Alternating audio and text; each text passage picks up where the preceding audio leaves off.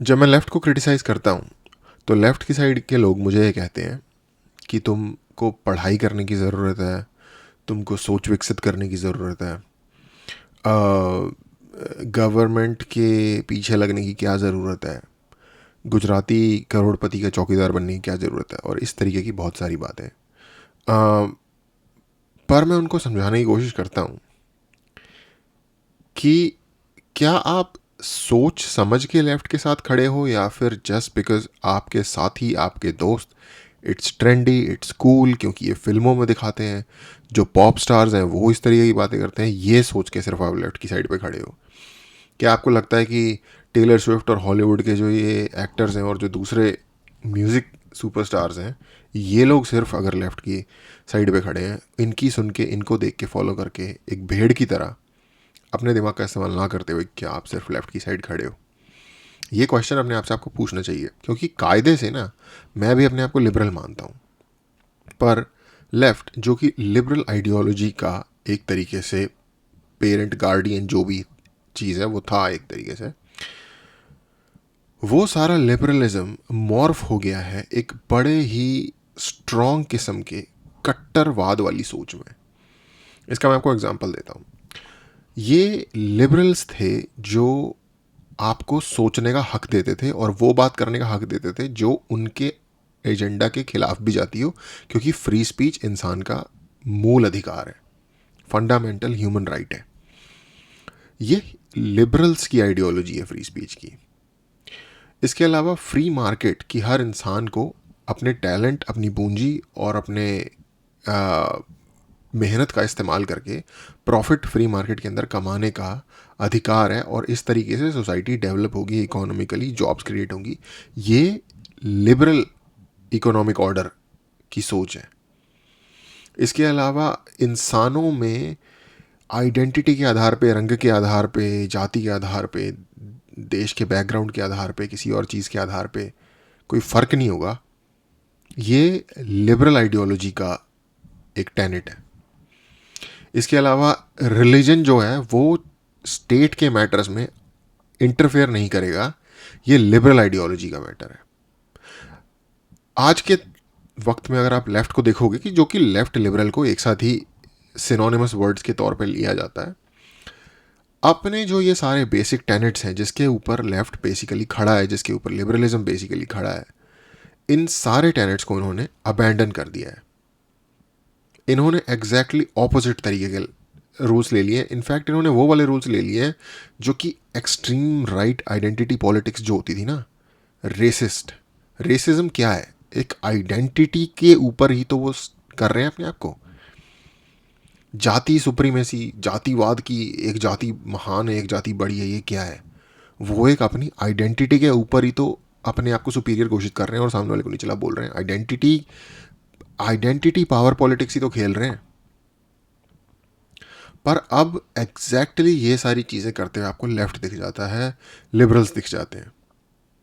वो कहते हैं कोई जस्ट बिकॉज एक खास रेस से बिलोंग करता है, किसी खास कंट्री से बिलोंग करता है, तो वो ऑप्रेस्ड है, तो इसलिए उसकी सारी गलतियां माफ़ हैं। इनफैक्ट उसको, जैसे बचपन में हम ऐसी सी बातें सुनते थे कि एम्बुलेंस ड्राइवर को 7 खून माफ़ होते हैं इस तरीके के चूतिया पे सुना करते थे, ठीक है? तो ये वो वाले 7 खून माफ़ ये इनको दे रहे हैं कि भाई ये तो पूरा समाज ही ओप्रेस्ड रहा है शुरू से। ओप्रेस्ड रहा हो वो एक अलग बात है, वो उनकी सोच में ओप्रेस है। तो इनको इनको गलतियां करने का, इनको तो दंगा मचाने का पूरा पूरा अधिकार होना चाहिए। ये लूट भी सकते हैं मॉल को, ये लोगों को अनलाइव भी कर सकते हैं, ये सब कुछ कर सकते हैं, और ये फिर भी इन्हें ना तो वापस इनके ऊपर लॉ अप्लाई होना चाहिए, ना इनके इनको नॉर्मल इंसान बनाने के लिए किसी ना किसी तरीके के पेनल्टी वगैरह इन पर लगनी चाहिए, कुछ नहीं होना चाहिए। बिकॉज एक चीज़ है जिसे कहते हैं बिगेटरी ऑफ लो एक्सपेक्टेशन, जो लेफ्ट के अंदर है। लेफ्ट पूरा का पूरा एक बिगेट बन चुका है। बिगेट वही इंसान है जो ये राइट को कहते हैं, कि जो अपने लिए कुछ खास सोचता है और दूसरे इंसान में फ़र्क करता है, अपने और दूसरे इंसान में। और ये ऐसे फ़र्क करते हैं कि ये सोचते हैं कि हम बड़े तेज़ हैं, हम पढ़े लिखे खानदानी सभ्य लोग हैं, हम ये बातें समझ सकते हैं। ये क्योंकि एक खास नस्ल से आते हैं, ये खास धर्म से आते हैं, खास जगह से आते हैं। तो इनको नहीं आ पाएगी ये बात समझ में, ठीक है।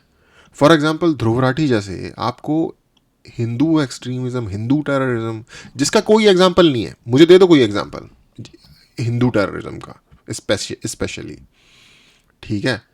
वन ऑफ कोई शायद इधर उधर मालेगांव वगैरह का पता नहीं कुछ ये लोग कुछ बोलते हैं, जो कि आई डोंट नो प्रूव हुआ भी है कि नहीं, बट एक्सेप्शन तो प्रूव द रूल्स होता है ना भाई। और ऑलमोस्ट ज़्यादातर 99% जितने भी टेररिस्ट अटैक पूरी दुनिया में होते हैं वो एक सर्टेन आइडियोलॉजी की वजह से होते हैं, हर किसी को पता है। और कोई भी समझदार व्यक्ति ये नहीं करेगा कि भाई हमारे देश के जो सारे मुस्लिम सिटीजन्स हैं इनको ब्लेम कर देना चाहिए इस चीज़ के लिए, कोई भी समझदार सोचने वाला व्यक्ति ये बात नहीं कर सकता। लेकिन ये लोग हिंदुइज्म के अंदर जो टेररिज्म जो कि एग्जिस्ट भी नहीं करता, इमेजिनरी है इनके लिए, उसकी फुल बात करेंगे। जब कोई पॉइंट आउट करेगा कि भाई पहलगाम में जो अटैक हुआ है उसके पीछे एक खास परवर्टेड आइडियोलॉजी है, खास रिलीजियस आइडियोलॉजी है, एक्सट्रीमिज्म की आइडियोलॉजी है, रिलीजियस एक्सट्रीमिज्म एग्जिस्ट करता है उसके पीछे, उनके कान बंद हो जाते हैं उस वक्त। उसके बारे में बात करना तो दूर, राठी जैसे लोग एक्नॉलेज भी नहीं करते उस चीज़ को। क्यों? क्योंकि इनको लगता है कि अगर हम बोलेंगे कि भाई ये इस्लामिक एक्सट्रीमिज्म की दिक्कत की वजह से ये वाला अटैक हुआ है तो मुस्लिम्स को बुरा लग जाएगा। वो ये सोचते हैं कि मुस्लिम्स के अंदर सेल्फ एनालिसिस करने की, अपने अंदर कोई अगर प्रॉब्लम है उसे देखने की, उसके बारे में विचार करने की, उसे ठीक करने की कैपेबिलिटी ही नहीं है, ऐसा ये लोग सोचते हैं। क्योंकि अगर ये लोग ऐसा नहीं सोचते होते ना तो हिंदुइज्म को तो ये बहुत लीनियंट बनाना चाहते हैं, हिंदुइज्म की सारी कमियां हिंदूज को गिनवाते हैं। बट अगर एक इस्लामिक कम्युनिटी में कोई दिक्कत आ रही है, मुस्लिम कम्युनिटी में कोई कुछ खास तौर पे क्लियर चीज़ है, पूरी दुनिया में एक इशू चल रहा है, तो उसकी अगर कोई बात करे या उसके ऊपर अगर उनको भी बोलना चाहिए कि भाई ये आपकी भी कम्युनिटी में चल रहा है, देखो इसको कुछ इसको फिगर आउट करते हैं, इसको सॉल्व करते हैं, कैसे किया जा सकता है ये वो ना, एक्नॉलेज भी नहीं करेंगे उस दिक्कत को। क्योंकि इनको लगता है कि मुस्लिम सब ह्यूमन है। वो सोच ही नहीं सकते कि भाई हाँ हम भी, कोई सेल्फ करेक्शन भी एग्जिस्ट करता है हमारे अंदर कोई सेल्फ रिफ्लेक्शन भी एग्जिस्ट करता है। नहीं, इसे कहते हैं बिगेटरी ऑफ लो एक्सपेक्टेशंस। ये सो कॉल्ड लेफ्ट के जो लोग हैं ये एक्चुअली सबसे बड़े रेसिस्ट और सबसे बड़े कास्ट सुप्रीमेसिस्ट हैं। इसीलिए ये रिजर्वेशन की भी मांग करते हैं, क्योंकि इनको लगता है कि जो व्यक्ति जस्ट बिकॉज एक सो कॉल्ड पिछड़ी जाति का है तो वो उसके अंदर कैपेबिलिटी नहीं होगी, इसीलिए रिजर्वेशन मांगते हैं। और ऑफ कोर्स एक बहुत बड़ा तबका, क्योंकि उसका फ़ायदा डायरेक्ट हो रहा होता है रिजर्वेशन के थ्रू या किसी भी और इस तरीके के फ़ायदों के थ्रू, तो वो राज़ी भी हो जाते हैं, वो अपनी सेल्फ रिस्पेक्ट को बेच देते हैं इनका साथ देने के लिए। तो जो भी लोग लेफ्ट के हैं ना, या फॉर एग्जांपल मुस्लिम कम्युनिटी के जिनको ध्रुव राठी अच्छा लगता है, आप लोगों को वो सब ह्यूमन सोचता है जब वो आप लोगों को इक्वली ट्रीट नहीं करता। ये बात आप सोच के देखना, पढ़ना इसके बारे में, बिगेटरी ऑफ लो एक्सपेक्टेशन क्या है। और एक सबसे बड़ा जो मुद्दा है वो इस लेफ्ट में आपको देखने को मिलेगा कश्मीर के मामले में, कि ये कहते हैं भाई कश्मीर, जब ये कश्मीरियों की बात करते हैं तो जो कश्मीर के जो सन ऑफ द सॉइल कह लो, नेटिव लोग कह लो, जो मर्जी कह लो, जो कश्मीरी पंडित हैं, उनको ये किसी भी खाते में नहीं लाते, किसी भी तरीके की उनके रिपेट्रिएशन या उनकी बेटरमेंट के लिए कोई चीज़ होनी चाहिए वो नहीं करते। कश्मीर को इन्होंने अपने माइंड के अंदर, एक पूरी अंडरस्टैंडिंग के अंदर ऐसा सोच रखा है कि भाई ये, I don't know what it is but something called Muslim land, ये वो है भाई। वहाँ पे हज़ारों साल पुराने मंदिर हैं, मारतंड सन टेम्पल, हर किसी ने उसके रूइंस देखे हुए हैं, पिक्चर्स देखी हुई है, आज भी रूइंस में पड़ा है, हज़ारों साल पुराना क्रिएटेड। अगर वो एक मुस्लिम लैंड है तो टेम्पल्स कहाँ से आए वहाँ पे? ये जो कश्मीरी पंडित हैं ये कौन है फिर? ये क्या फिक्शन है, एआई ने बनाए हैं ये? आप खुद सोचिए। यस, वहाँ पे एक बहुत बड़ी आबादी मुस्लिम्स की भी रहती है, वो लोग भी वहाँ के निवासी हैं, लेकिन इसका मतलब ये नहीं हो जाता कि वो ऑटोमेटिकली एक मुस्लिम लैंड हो गई, वट एवर दैट इज़। मुझे नहीं पता मुस्लिम लैंड क्या होती है, by the way. I think ये लेफ्ट की सोच के अंदर होता होगा कुछ। एनीवे, इस पे एक वीडियो है, वो देखते हैं। So after the recent terror attack in Pahalgam, unfortunately, Jammu and Kashmir has attracted the attention of the absolute most low IQ, brain-dead people on planet Earth, Islamists and their postmodernist supporters. We're starting to hear things like Kashmir belongs to the Muslims. Hindus are actually the outsiders and settlers who are colonizing the Kashmir Valley. They need to back up, they need to apologize and hand over the valley along with a thank you card to the Kashmiri Muslims and apply for a tourist visa to Kashmir like the good Kafirs they are. Now, they have been applying the same template to Israel. और by the way जो समझदार मुस्लिम leaders हैं वो वैसी जैसे या और भी कई जिन्हें मैंने ऑब्जर्व किया है, बड़ी बड़ी जो रिलीजियस पीपल है लाइक मौलाना या इमाम जो होते हैं, उनकी काउंसिल्स के लीडर्स ने खुद एड्रेस किया इस बात को कि भाई तुम किसी का रिलीजन पूछो कैसे मार सकते हो, ये एक दिक्कत है, ये हमें नहीं करना चाहिए, ये हमारी कम्युनिटी पे it's bringing bad name. Marathi जैसे को नहीं आएगी समझ. With India and Kashmir, but let's not fall into that trap of comparing the Kashmir situation to Israel, because the story of Kashmir is completely different. It's a very unique region with a very unique history, and this is the problem with this Marxist Islamist nexus. Most of the time they're just simply too lazy for nuance, and you might think that I'm making a ad hominem attack, but it has a factual basis. I call them lazy because they applied the same template to the US, Israel, and now Kashmir, which have three very different histories. According to these people, all three of them are doing settler colonialism. So let's talk about the history of Kashmir, because if you believe the secular narrative, the history of Kashmir started sometime around the 14th century, and everything before that was just an inconvenient fever dream. Just like the Pakistanis who have now become apologists and simps for the rapists of their great-grandparents, the Pakistanis also believe that their history starts from the 8th century AD with the invasion of Bin Qasim. But when you start looking a little deeper, not through the tweets of Twitter retards, but through history, you find something far deeper, far older, and far more rooted in India's Hindu culture in Kashmir than what's been fed to us through the Marxist Islamist narrative.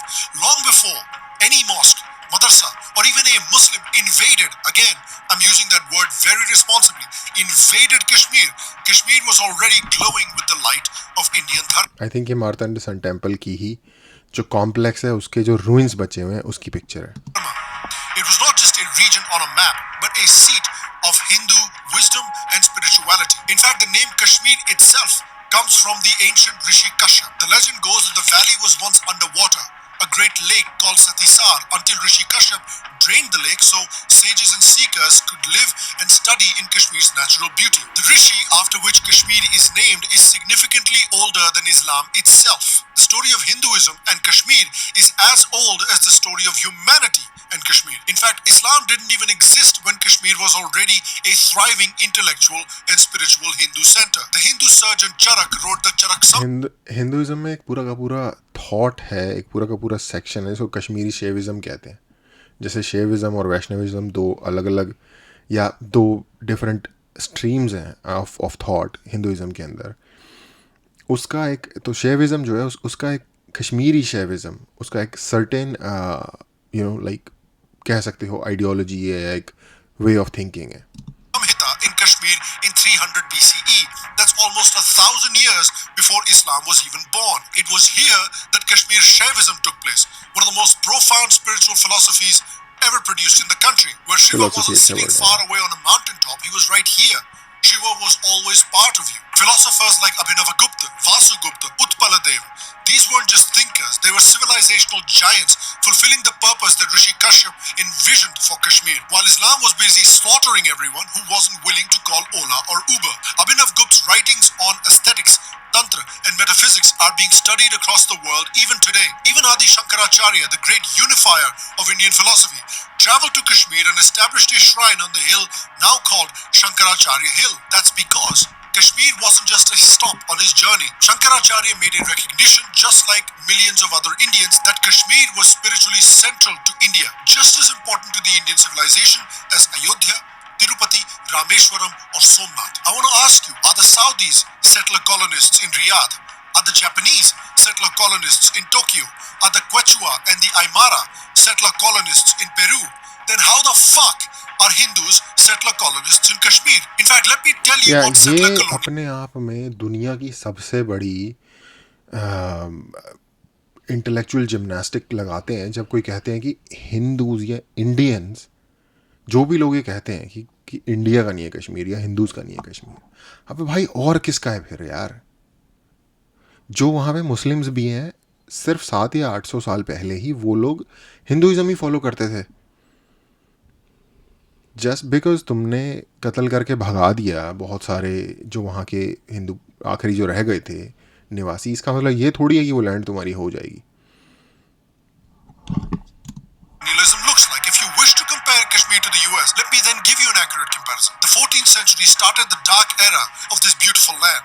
That's when the first Islamic rulers arrived, starting with Shah Mir, who established Muslim rule in the region. He was soon followed by one of the most brutal of these rulers, Sikandar Butshikar, whose name literally means the destroyer of idols. He banned Hindu practices, demolished temples, burned ancient libraries. Entire families were given ultimatums: convert to Islam, leave Kashmir, or die. Raliv, Galiv, Saliv, a saying that has been the official slogan of Kashmiri Islamism for centuries. Most recently heard in the 90s when the Hindu population was ethnically cleansed and nearly 400,000 Kashmiri Hindus were forcibly displaced from their ancestral lands. Ring a bell? That's what settler colonialism looks like. What other group of people were forcibly pushed off their lands into reservations and their lands stolen by another group of people? Who were the settler और by the way genocide की भी यही definition होती है. colonialists then? According to the Marxist Islamist nexus, the Native Americans who got their land stolen would be the settler colonists. Every generation of Kashmiri Hindus after that has lived with the burden of being a minority in their own homeland. Even under Aurangzeb, the brutal Mughal ruler, that pattern continued. It was during that time that Guru Tegh Bahadur, affectionately called Hind Di Chadar or the Shield of India, the ninth Sikh Guru, stepped in to protect Kashmiri Hindus from forced conversions. He was ultimately martyred in Delhi for trying to protect the native culture of Jammu and Kashmir. This is how और आज के time पे जो खालिस्तानी है, जिस खालिस्तान के supporter हैं, उनसे बात करोगे तो ऐसा लगता है कि फुल राइट कश्मीर के ऊपर पाकिस्तान का ही बनता है. much it meant to everyone in India, not just Kashmiri Hindus, to protect these people, this land, this heritage. So basically, blaming Hindus for the problems in Kashmir and settler colonialism is absolutely the worst form of victim blaming. It's exactly the same as blaming a woman for getting assaulted. Again, anywhere else, if this happens to an indigenous culture, it is rightly called out as settler colonialism. I mean, hell, look at fiction. In Star Wars, when the evil empire forcibly took over planets, these people would have called the rebels fighting against the empire settler colonists if they were Hindus. So now when these very people whose ancestors built Kashmir, lived in it, prayed in it, try to reclaim their land, their temples, their culture, their story, they're told, stop being communal. They're labeled as outsiders. They're labeled as colonizers by academics sitting in Delhi cafes and editorial boards in New York. You want healing in Kashmir. You want Kashmir to heal. You'll have to start by admitting what happened to the Kashmiri Hindus. You'll have to admit that it was an ethnic cleansing and not a migration. Let's stop pretending that Islam is indigenous to Kashmir and that Islamism in Kashmir is not a religious fundamentalist colonial movement. Its actions were not dissimilar to what the European Americans did to the Native Americans, and maybe, just maybe, let's stop calling the original inhabitants settlers. So don't get mad when people push back and call you a cunt for suggesting that Hindus are settlers in Kashmir. There are a lot of Indians on the internet now, and you will get pushback like you've never gotten before. This is not Israel. You're not fucking with a country of like 7 million. अरे यार, Indians ही सबसे ज़्यादा India की बेइज्जती करवाने में और India की जड़ खोदने में सबसे आगे हैं. जर्मनी में बैठे हुए हैं. This is 100 million people. You're gonna get pushback from 100 million people. So if you're going to be a cunt, then that's exactly what you're going to get called. And I want to ask you, what is the best way, in your opinion, to respond to these idiots calling Hindus settler colonists in Kashmir when they've always been indigenous to the area? Let me know your comments in the comment section below. Other than that, I will see you for the next episode. Okay, वही जो USA में DEI और ESG और पता नहीं क्या फलाना फुलूना चलाते रहते हैं. इंडिया में भी खैर, अब तो इंडिया में तो खैर समाजवाद का कीड़ा शुरू से ही है. समाजवादी पार्टी हमारे उसमें भी लिखा हुआ है कि सेक्युलर सोशलिस्ट कंट्री. सोशलिस्ट का वर्ड आई थिंक बाद में ऐड किया था, बट कुछ पता नहीं है क्या होता है सोशलिज्म, उसने क्या किया है दुनिया में, उसका क्या फल मिला है, कुछ भी नहीं. ये वही बात है जो शाम कह रहा था कि जो ये दिल्ली और न्यूयॉर्क के एडिटोरियल रूम्स के अंदर जो ये बैठे होते हैं और वहाँ बैठ के जो अपने ज्ञान का प्रसार करते हैं जनता के अंदर, हिस्ट्री या रियल पॉलिटिक या हुआ क्या था एग्जैक्टली, सारी चीज़ों से कौन किस पे अत्याचार हुआ है, किसका हक बनता है, इन सारी चीज़ों से मुक्त होके आइडियोलॉजी के हिसाब से, जैसे एल्गोरिदम नहीं होता, एल्गोरिदम एक सर्टेन वे में ही काम करता है. इनके दिमाग में भी एक सर्टेन कम्युनिस्ट माइंडसेट का एल्गोरिदम है, और उस हिसाब से जो इनका जो शिटी आंसर बाहर आता है वो लिख देते हैं अपने एनवाईटी वगैरह में, और वायर टाइप के जो न्यूज़, क्या कहना चाहिए इनको, दलाल हैं।